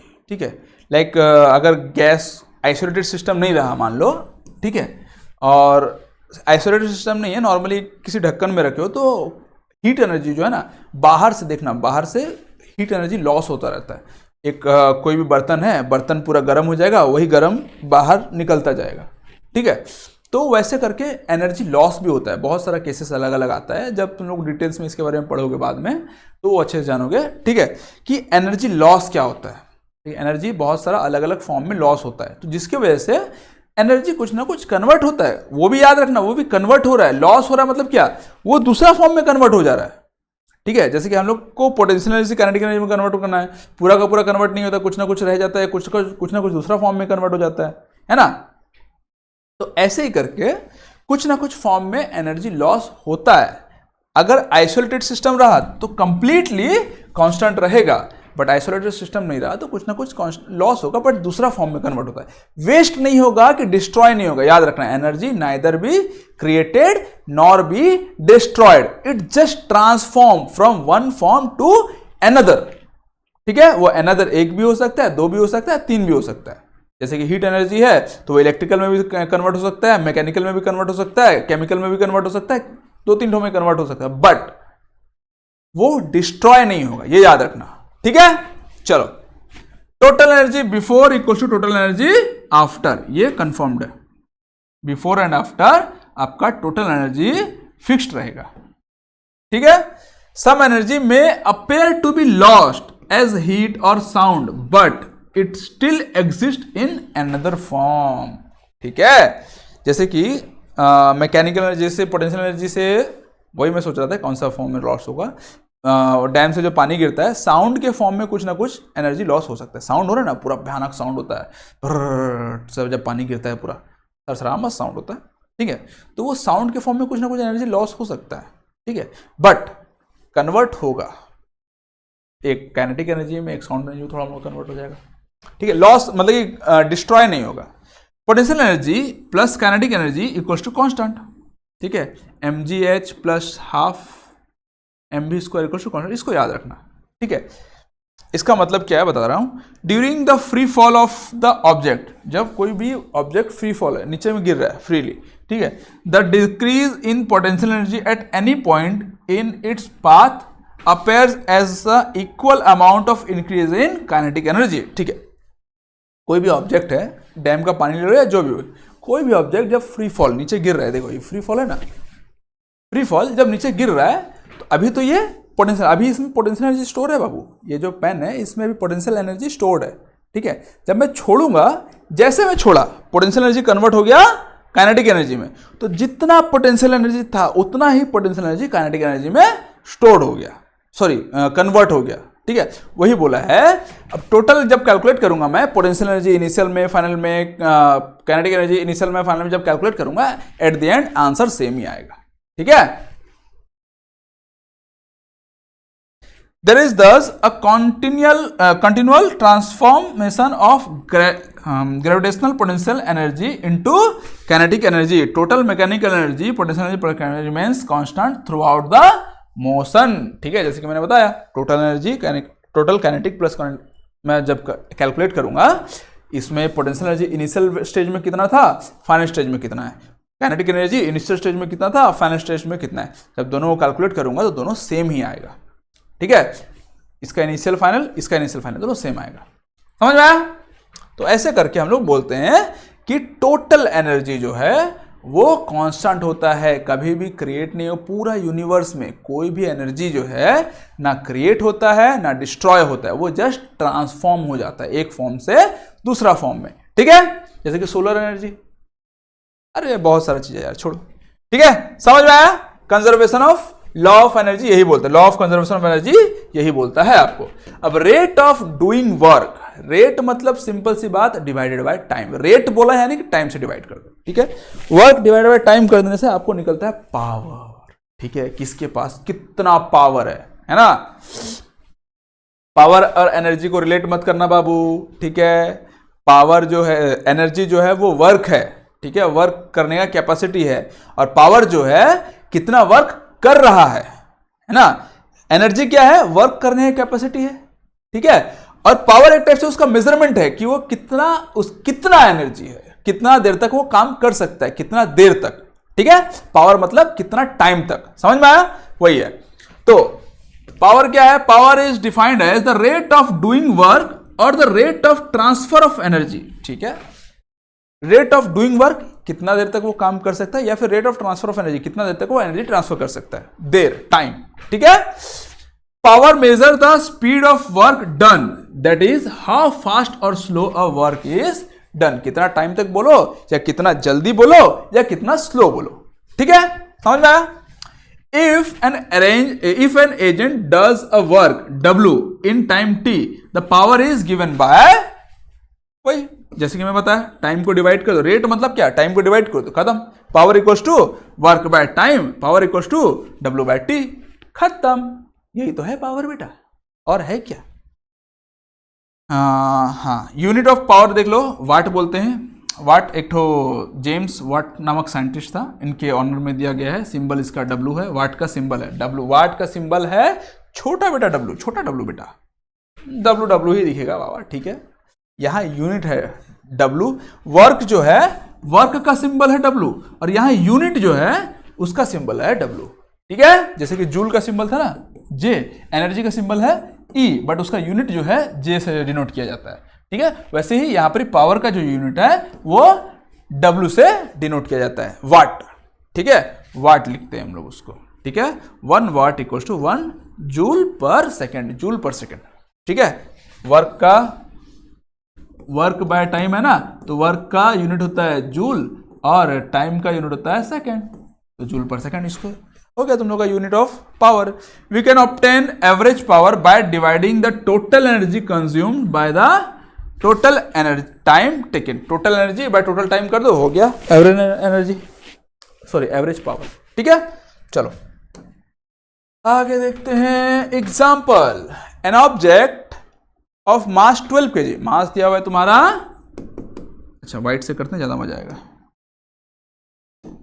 मास दिया हुआ है तुम्हारा 12 kg, है ना, is at a certain height above the ground, कुछ हाइट में, if the potential energy of the object, potential energy दिया हुआ है तुम लोगों का 480 जूल, ठीक है, find the height at which the object is with respect to the ground, ground के कितना ऊपर में है वो हाइट निकालने के लिए बोला है, हाइट बेटा कितना है ऑब्जेक्ट का, ठीक है, गिवन दिया हुआ है, जी का वैल्यू दिया हुआ है तुम लोगों का 10, ठीक है, तो पोटेंशियल एनर्जी हम लोग को पता है, पोटेंशियल एनर्जी क्या होता है, मास mgh ना into gravitational acceleration into height, तो p दिया हुआ है हम लोगों को, लिख लेते हैं हम लोग सबका वैल्यूज 480, यूनिट्स नहीं लिख रहा हूं, एंड में लिख दूंगा, ठीक है, कचरा दिखेगा नहीं तो, 480 है, और मास दिया हुआ है तुम लोगों का 12 kg, है ना, मास दिया हुआ है 12 kg, और ग्रेविटेशनल एक्सेलरेशन दिया हुआ है तुम लोगों का 10 इंटू 10, और हाइट हम लोग को निकालना है इंटू हाइट। अब देखो इसको हम लोग डिवाइड कर सकते हैं, यहाँ लेके डायरेक्ट इधर कर देता हूँ, है ना, h equal to 480 by 12 into 10, है ना, तो ये 0 0 कट गया, 12 चौक 48 होता है, 12 36 चौक 48 4 बार में आता है, तो 4 पोटेंशियल एनर्जी का फॉर्मूला क्या, यूनिट क्या होता है, जूल इज योर आंसर, ठीक है, समझ में आया। चलो नेक्स्ट देखते हैं हम लोग, 2 गर्ल्स ईच ऑफ वेट, यहां देखो वेट दिया हुआ है, वेट मतलब यहां पर फोर्स है बाबू, ठीक है, न्यूटन में दिया हुआ है, वेट दिया हुआ है, मास नहीं दिया हुआ है, ठीक है, weight 400 newton, climb up a rope through a height of 8 metre, 2 लड़कियां थी, गर्ल्स थी, ठीक है, वो रॉक क्लाइंब कर रहे हैं, यानी कि पहाड़ में चढ़ रहे हैं, ठीक है, ज्यादा नहीं 8 मीटर चढ़े वो लोग, ठीक है, we name one of girl is A, एक लड़की का नाम है ए, एक लड़की का नाम है बी, ठीक है, takes 20 second while B takes 50 second to accomplish this task, what is the power expended by each girl, ठीक है, पावर क्या है निकालने बोला है, सिंपल सी बात है, लड़की ए जो है उसने लिया 20 सेकेंड ना, गर्ल्स ए टेक्स 20 सेकेंड और girls B takes 50 second, time दोनों का अलग अलग है, ठीक है, बाकी वेट दोनों का सेम है और हाइट भी दोनों का सेम ही, जितना सेम हाइट में चढ़े तो दोनों का वर्क सेम है, वर्क कितना हो गया, वेट, फोर्स बोल सकते हो, weight into height, force into displacement होता है ना, फोर्स इंटू डिस्प्लेसमेंट होता है, तो यहां पर फोर्स की जगह में वेट दिया हुआ है और क्या बोलते हैं, डिस्प्लेसमेंट की जगह में हाइट दिया हुआ है, तो हम लोग इसको लिख सकते हैं 400 इंटू 400 न्यूटन इंटू 8, ये हो गया 8 चौक 32, डायरेक्ट नहीं लिख देता हूं, छोड़ दो। ठीक है, अब हम लोग को ए का निकालना है, power of A, power of A निकालना है अगर हम लोगों को, तो क्या करेंगे हम लोग, total work by time, 400 into 8 by time कितना है 20, तो ये कटा 2 से कटा 4, 2 20 हो जाएगा, 8 दूने 16, 160 वाट हो गया इसका आंसर। ठीक है, समझ में आया कैसे काटना है? अगर नहीं समझ में आया इतना काट सकते हो, इतना भी छोटे बच्चे नहीं हो तुम लोग। ठीक है, फिर हम लोग निकालते हैं पावर ऑफ बी, तो ये हो गया तुम लोगों का कितना हो जाएगा, वर्क तो दोनों का सेम रहेगा, 400 इंटू, अच्छा इसको थोड़ा सा मैं कट देता हूं, 400 इंटू 8 डिवाइडेड बाय 50, ये कट गया, और 40 को अगर हम लोग 5 से डिवाइड करते हैं 8 पंचे 40 होता है, 8 हो जाएगा, तो ये भी बच गया 8, तो 8 into 8 equal to 64 what is your answer. ठीक है, समझ में आया? कोई डाउट है? कैसे ही बोलोगे डाउट है बेटा, तुम तो बोल भी नहीं सकते, तुम लिख सकते हो, कमेंट करो। A boy of mass 50 kg runs up a staircase of 45 steps in 9 seconds. If the height of each step is 15 centimeter, find his power. Power निकालना है बेटा। ठीक है, तो पावर निकालने के लिए हम लोग क्या क्या निकालना पड़ेगा? देखो मास तो दिया हुआ है हम लोगों को 50 kg, है ना, और स्टेयरकेस ऑफ 45 स्टेप्स, हाइट कितना है वो देख लेते हैं हम लोग। 45 स्टेप्स है, एक स्टेप 15 सेंटीमीटर का, तो 45 स्टेप्स कितना हो जाएगा, 45, हाइट हम लोगों का हो जाएगा 45 इंटू 15। अब ये सेंटीमीटर में है, इसको हम लोग को मीटर में कन्वर्ट करना पड़ेगा बेटा। ठीक है, तो एक स्टेप है 15 सेंटीमीटर का, 45 स्टेप कितना हो जाएगा, 15 से मल्टीप्लाई कर दो, है ना। तो हर स्टेप जो है उस, सॉरी ये जो है सेंटीमीटर को 100 से हम लोग डिवाइड कर दो, मीटर में कन्वर्ट हो गया। इसको सॉल्व कर देंगे तो आंसर आ जाएगा। सॉल्व कर दें कि छोड़ दें? कर दें, छोड़ दें? 5 से जाएगा, सब कंप्लीटली डिवाइड होगा तो अच्छा डायरेक्ट कर देते हैं यार, आंसर आ जाएगा। 15 पच्चे 75 का 5 हाथ मेरा 7, 15 चौक 60, 60 और 7 67, 67 है ना, 675 डिवाइड बाय 100, तो 100 से डिवाइड करेंगे तो यहाँ पे आ जाएगा 6.75 मीटर पर सेकेंड आ गया तुम लोगों का। अच्छा ये वेलोसिटी नहीं था ना, ये सिर्फ मीटर होगा, सॉरी। ठीक है,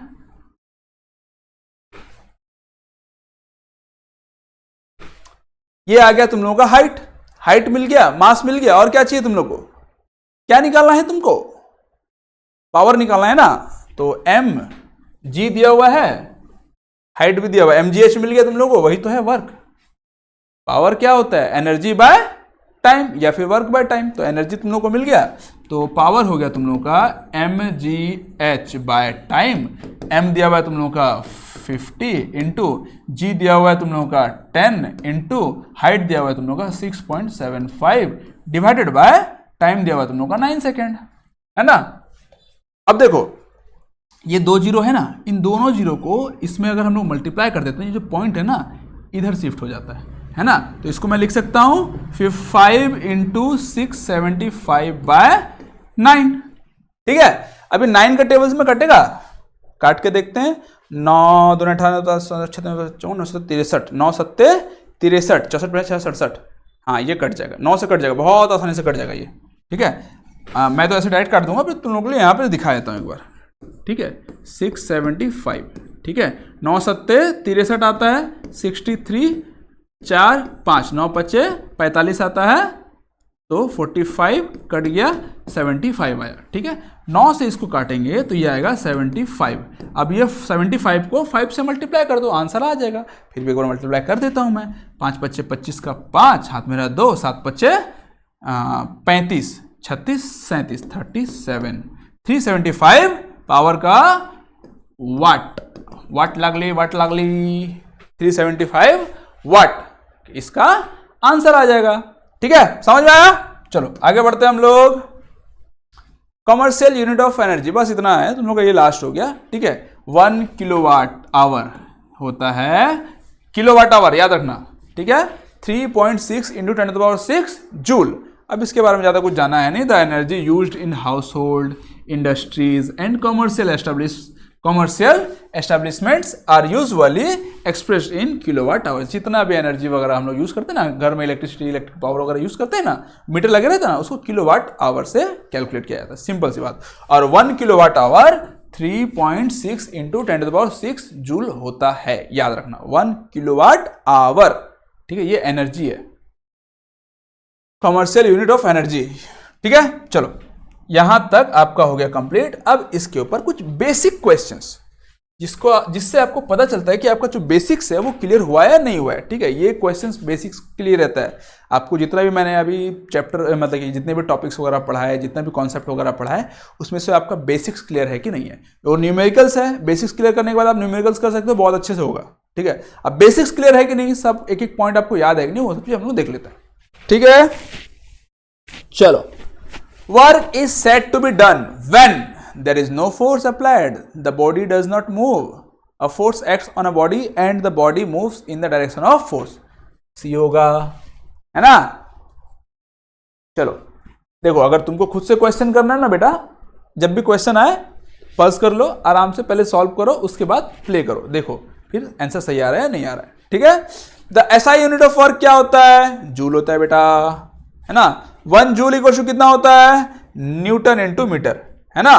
work done is 0 when force and displacement are in the same direction, force is perpendicular to the displacement. Force जो है डिस्प्लेसमेंट का परपेंडिकुलर होना चाहिए, तब वर्क उसका 0 हो जाता है। हम लोगों ने देखा था उसको, ठीक है। नेक्स्ट, इफ अ कुली जानते हैं ना, कुली if a coolie carries a load on his head and walks on a level road, ठीक है, मस्त एक लेवल रोड में एक कुली है ना, उसके ऊपर लोड है, ठीक है। अब वो चल रहा है बेचारा लेवल रोड में, the work done is obviously 0। क्यों? क्योंकि लोड जो है वो इस डायरेक्शन में है ना, अब वो चल रहा है इस डायरेक्शन में, तो दोनों परपेंडिकुलर हो गए। समझ में आया, है ना। वही अगर वो लोड को यहां पे रखता और इसको ऐसे ठेलता, चल बेटा ठेल के लेके जाता, तो इसके ऊपर वर्क हो रहा है, ठीक है। समझ में आया, यहां पर वर्क डन 0 हो जाता है, सॉरी यहां पर क्या 0 हो जाता है, हाँ वर्क डन 0 हो जाता है। When work is done on an object energy is transfer होता है ना, कोई भी ऑब्जेक्ट के बाहर अगर तुम वर्क करते हो तो एनर्जी ट्रांसफर हो जा रहा है। Power is defined as work done per second, हाँ वर्क डन बाय पावर होता है, वर्क बाय टाइम होता है ना, work done per second power. The SI unit of power क्या होता है, वट। जेम्स वाट जी ने निकाला था इसको, इसलिए इसका ऑनर पे दे दिया वट। 1 किलोवाट इक्वल्स टू, देखो बाबा सिंपल सा, यहाँ पे किलोवाट दिया, कंफ्यूज मत होना, किलो दिया है, किलो सिंपल वाट किलोवाट, किलो मतलब होता है 10⁻³ और कुछ नहीं, ठीक है। If 1 joule of work is done in 1 second, the power is obviously 1 watt, ठीक है। 1 जूल पावर का फॉर्मूला क्या होता है, वर्क डन बाय टाइम। अगर वर्क 1 है, टाइम 1 है, तो आंसर क्या 1 ही आएगा ना, पावर भी तो 1 ही आएगा, है ना। तो ये हो गया 1 watt. The energy possessed by a moving body is called, moving body है बेटा, काइनेटिक एनर्जी पॉजेस करता है वो। काइनेटिक एनर्जी डिपेंड्स ऑन, किसके पर डिपेंड करता है, मास एंड वेलोसिटी के ऊपर। हाफ mv² होता था ना उसका फॉर्मूला, हाफ mv², m और v mass and velocity, velocity बोलो या स्पीड बोलो। The formula of kinetic energy क्या होता है, अभी तो मैं वही तो बोल रहा हूं बेटा, half mv²। The energy possessed by a body due to its position और configuration is called potential energy, ठीक है। The formula for gravitational potential energy is, gravitational potential energy क्या होता है, mgh, है ना, mass into gravitational acceleration into height. If velocity of a body is doubled, its kinetic energy is become 4 times, है ना। Half mv² होता है ना, v² होता है, अगर ये 2 हो गया तो ऑब्वियसली 2 का स्क्वायर 4 हो जाएगा। चलो, work done against gravity is lifting a body is stored as potential energy, है ना। ग्रेविटी के अगेंस्ट में अगर हम लोग कोई बॉडी को लिफ्ट करेंगे तो एनर्जी स्टोर होता है in the form of potential energy, या फिर वर्क डन स्टोर हो जाएगा पोटेंशियल एनर्जी में। The sum of potential energy and kinetic energy of a body is called mechanical energy, है ना। उसी को पोटेंशियल एनर्जी और काइनेटिकल एनर्जी का सम कर देने से उसको निकालते हैं हम लोग, बोलते हैं mechanical energy. The law of conservation of energy states that energy can neither be created nor be destroyed, it just change from one form to another form, it changes forms, ठीक है। Which of the following is not a form of energy, इसमें से कौन सा form of energy नहीं है? Sound है, heat है, लाइट भी है, ग्रेविटेशनल एनर्जी नहीं है। तो ये तुम लोगों का आंसर हो जाएगा, ठीक है। Next, unit of energy is same as work, energy और वर्क का एनर्जी यूनिट सेम था ना, joule joule joule joule joule. The commercial unit of energy, commercial unit क्या होता है तुम लोगों का? एनर्जी का किलोवाट आवर, है ना। कमर्शियल यूनिट अभी हम लोग देखे ना, तुम लोग का पावर जो यूज हो रहा था इलेक्ट्रिसिटी का, उसी को हम लोग बोलते हैं कमर्शियल यूनिट ऑफ एनर्जी, ठीक है। किलोवाट आवर उसका होता है unit. 1 kilowatt hour equals to 3.6 into 10⁶ joule. Which of the following statement is true? Energy is a scalar quantity, work is a vector quantity. ना मुन्ना, वर्क तो है scalar quantity. Power is a vector quantity, भाई work होगा तो ये कैसे vector quantity हो सकता है? ये भी गलत है, ये होगा तुम लोग का answer. Energy is a scalar quantity, बताया था मैंने। एनर्जी यहां कंफ्यूज हो गए, mv², वेलोसिटी जो होता है वो एक वेक्टर क्वांटिटी होता है, बट यहां पे ये वेलोसिटी नहीं है, स्पीड है, याद रखना, ठीक है। काइनेटिक एनर्जी में when a force of 10 Newton moves a body through 5 meter in its direction, work done is, simple सी बात है, फोर्स इंटू डिस्प्लेसमेंट, 10 पंचे 50, खत्म, आंसर आ गया। तो बेटा आशा है कि मैंने आपको अच्छे से समझाया, ठीक है, आपको अच्छे से समझ भी आया, ठीक है। अगर फिर भी कुछ डाउट वगैरह है तो आप कमेंट करो, मेरे से जितना हो सकेगा मैं कोशिश करूंगा, शॉर्ट्स वगैरह उसके लिए बनाऊंगा या फिर और कुछ कर सकता हूं, जितना मेरे से हो सकेगा ट्राई करूंगा, ठीक है। आज के लिए इतना ही, मिलते हैं फिर नेक्स्ट वीडियो में, धन्यवाद।